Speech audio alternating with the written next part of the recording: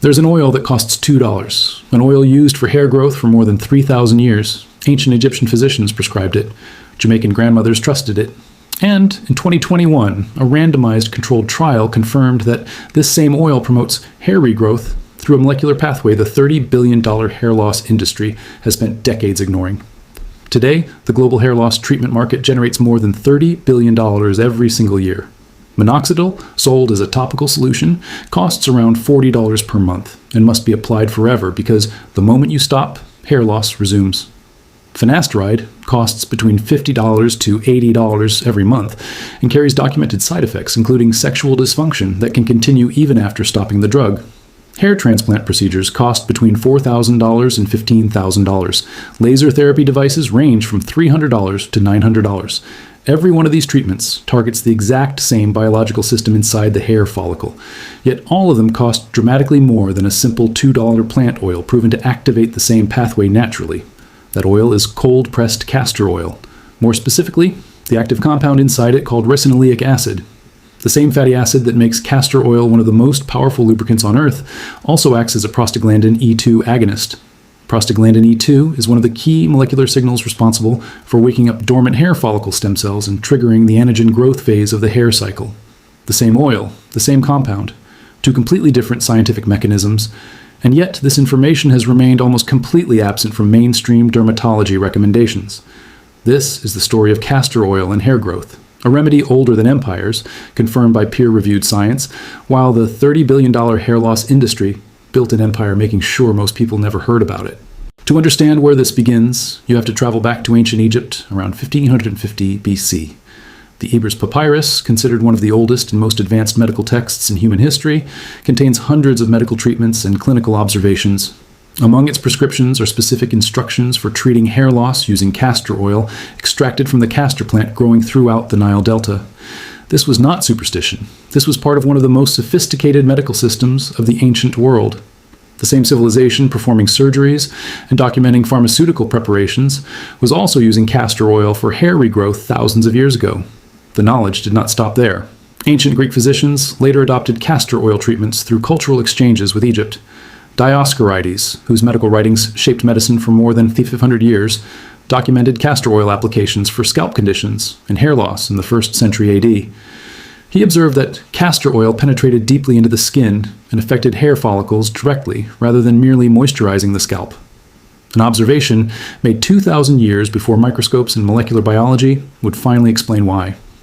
In India, Ayurvedic medicine developed its own independent understanding of castor oil's effects on hair. Ancient Ayurvedic texts describe castor oil as a kesha herb, meaning a substance that promotes hair growth and prevents hair loss. Their methods involved warming the oil, massaging it deeply into the scalp, and leaving it overnight. Modern dermatology now confirms these exact techniques maximize follicular penetration and absorption. Then came Jamaican black castor oil, one of the most famous traditional hair treatments in modern history.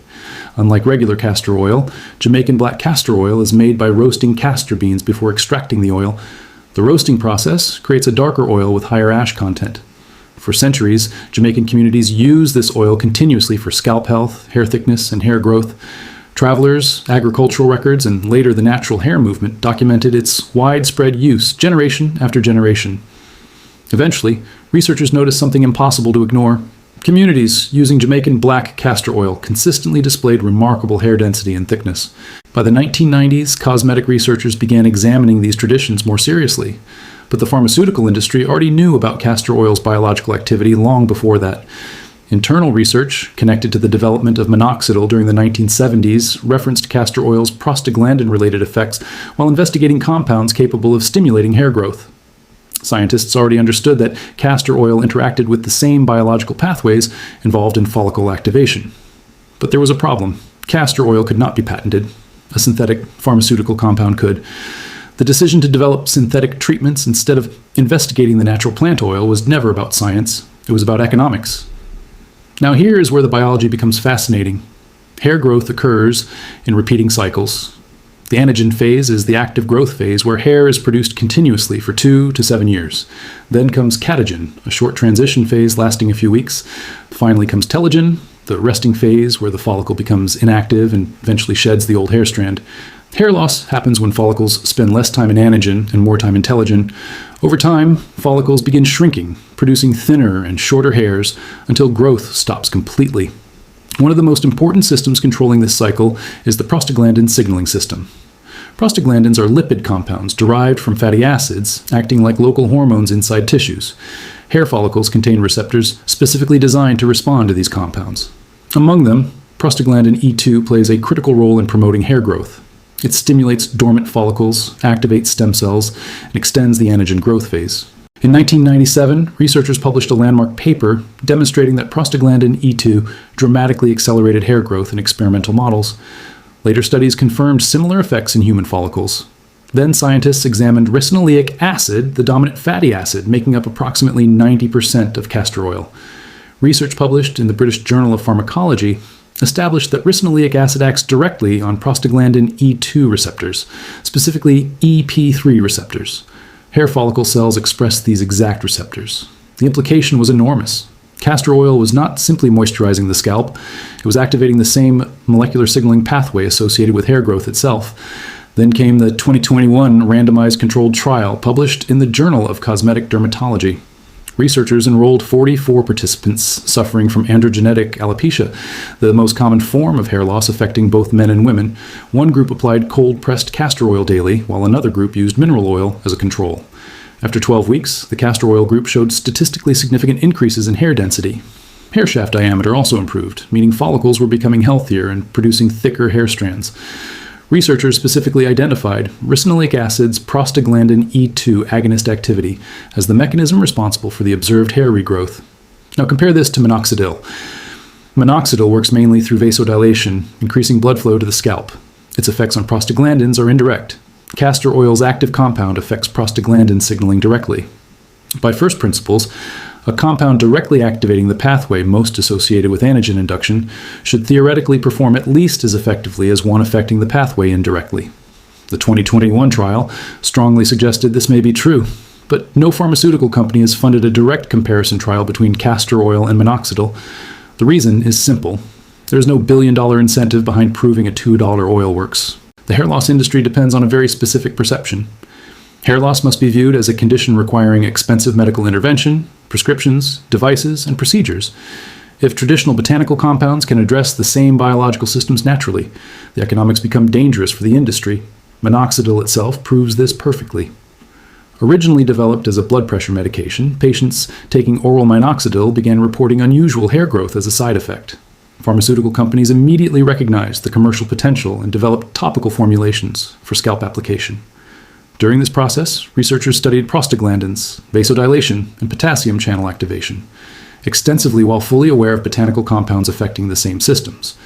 Yet only the synthetic compound became mainstream medicine because only the synthetic compound could be patented and monetized. The medical information environment reinforces this cycle. Continuing medical education programs are heavily funded by pharmaceutical companies. Treatment guidelines are often written by experts connected to pharmaceutical industries. As a result, unpatentable natural treatments rarely receive serious clinical attention regardless of existing evidence. Even the natural hair care industry transformed castor oil into a branding opportunity. Specialty Jamaican black castor oil products sell for $15 to $40 per bottle. Despite containing chemistry remarkably similar to ordinary cold-pressed castor oil costing $5 to $8 per liter. The ricinoleic acid content remains comparable. The mechanism remains identical. Most of the price difference is branding and marketing. Yet despite everything, the knowledge survived. It survived in families. It survived in communities. It survived in generations of women applying castor oil because their mothers and grandmothers told them it worked long before clinical trials existed. The natural hair movement amplified this knowledge globally. Millions of people began documenting hair growth journeys online with photographs showing visible improvements over months of consistent castor oil use. These real-world results became impossible to dismiss completely. Slowly, the scientific community began paying attention. Following the 2021 study, additional research examining castor oil and prostaglandin-related botanical compounds gained momentum. A 2023 review in the International Journal of Dermatology specifically identified castor oil as one of the strongest evidence-based botanical hair growth promoters currently known.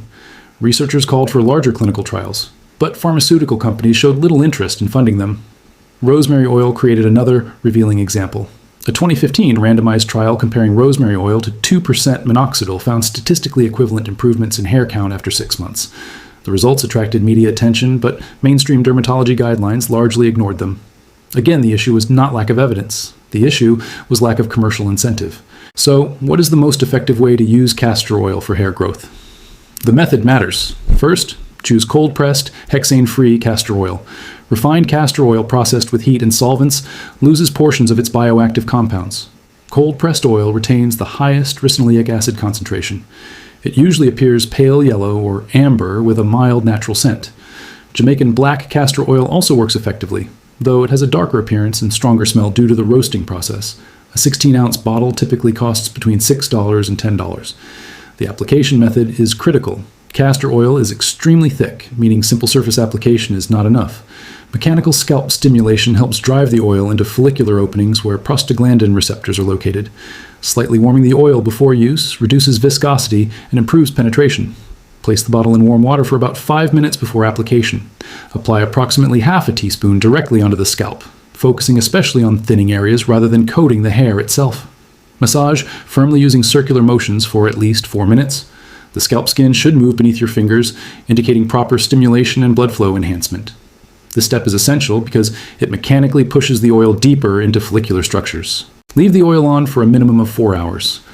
Overnight application produces the strongest results because prolonged contact maximizes absorption into the follicular unit. Wash out using standard shampoo.